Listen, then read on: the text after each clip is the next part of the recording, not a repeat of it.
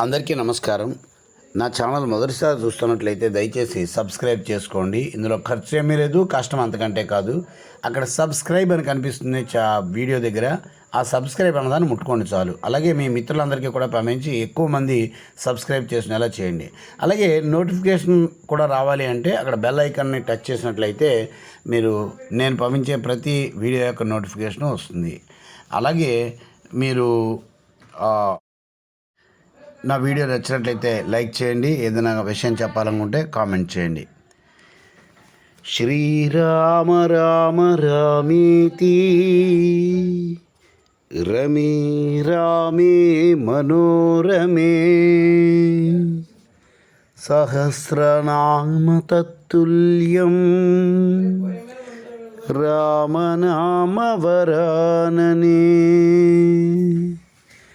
శ్రీరామ రామ అనే మాటని ఎంత పలికితే దానికి 1000 రెట్లు ఫలితం లభిస్తుంది అని పరమేశ్వరుడు చెప్పాడు.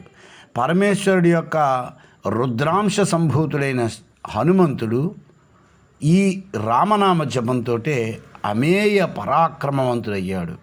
అందువలన ప్రతి ఒక్కరూ ఖచ్చితంగా చెప్పవలసిన తారక మంత్రం శ్రీరామ మంత్రం.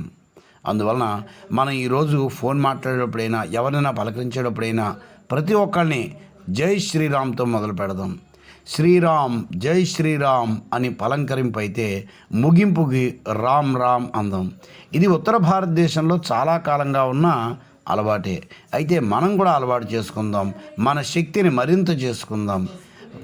ఈ ప్రకృతిలో ధ్వని శక్తిని సృష్టించగలుగుతుంది, తద్వారా శక్తి వ్యాపిస్తుంది.